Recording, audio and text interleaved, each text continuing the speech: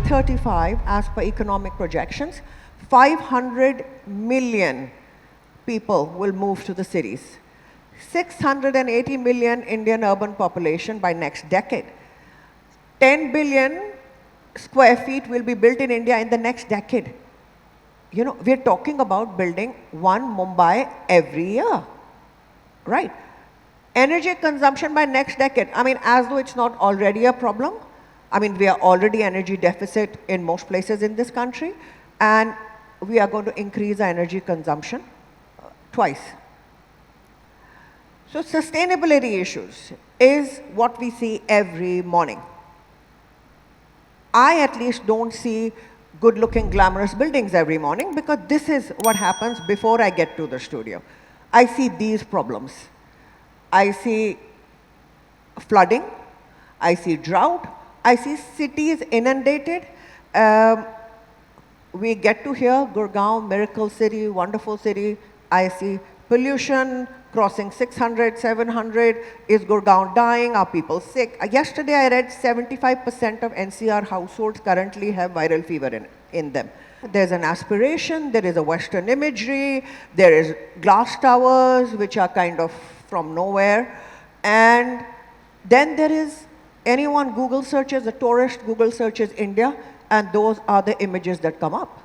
That defines India, or that defines India. So it is for us with the opportunity to define what are the images that we want to Google search 10 years from now. If by 2070, which is our country's prediction, we have to be net zero, now if for me personally, for my career, if I keep designing buildings that still consume energy, how does the math add up? How do we go to net zero? So similarly, optimizing of resources with the amount of urban migration and the number of buildings required, which, let me remind you, is similar to building one Mumbai every year as per predictions, as per economic predictions, as per political predictions and financial predictions for this country, and well-recognized facts. Similarly, unique. So what are we going to build?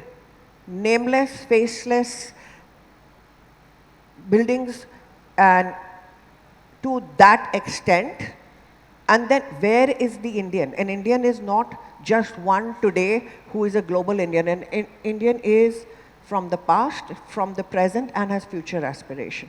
So what is the uniqueness that these Indians who have built in the past, these communities, these people who inherit generations of skill, how are they going to be involved? Are they just going to be marginalized and start living in slums? Or is their craft, is our tradition, has any potential to become part of the standard contemporary language? So this is a building, Surat Diamond Bourse.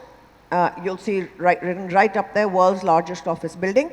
But I think more than that, this is an example of how in the next few years, there are going to be many fringe cities. This is Dream City, 20 kilometers outside Surat. This is the first building in it. That's why I call it a seed building. And how these buildings will be the generators or attractors of future urbanization. So, whilst it's only a drop in the ocean of what we are going to be doing as architects, as planners, as engineers, but we are going to be forecasting.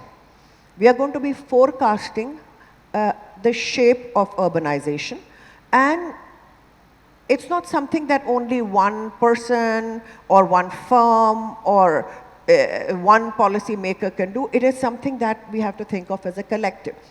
So this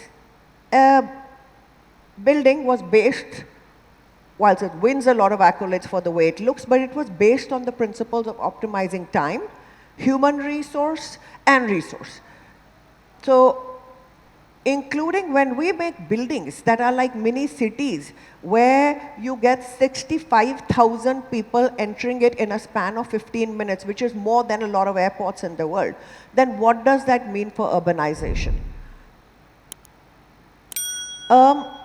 How do we maintain the culture of the local Gujarati who is going to work in here, because they maintain it. They eat in the same way, they trade in the same way, they commute in the same way, they collaborate in the same way. So why do we have to stick them into corridors? So this was a project which was not which had no corridors. It had urban space inside the building, because that's how they work. They trade diamonds under trees. They get together and eat dibba from home. They don't go to a cafeteria and eat lunch. So this building worked around their lifestyle and a continuity of that, not to put them into a framework of a modern commercial office. So with current predictions, we are going to be 2 billion people in India. And we are going to be we are the most rapidly urbanizing nation. And I believe we have enough knowledge. I believe it's not up to one person or one company. It's up to all architects, designers, engineers to work as one. Forgot, policymakers. So we have to work as one to hit our target, which is net zero by 2070. And if we start doing that, the world is already looking at India as a prominent member of the global community. But I think we have the unique opportunity to be an absolute exemplar nation that is building its way to a beautiful future.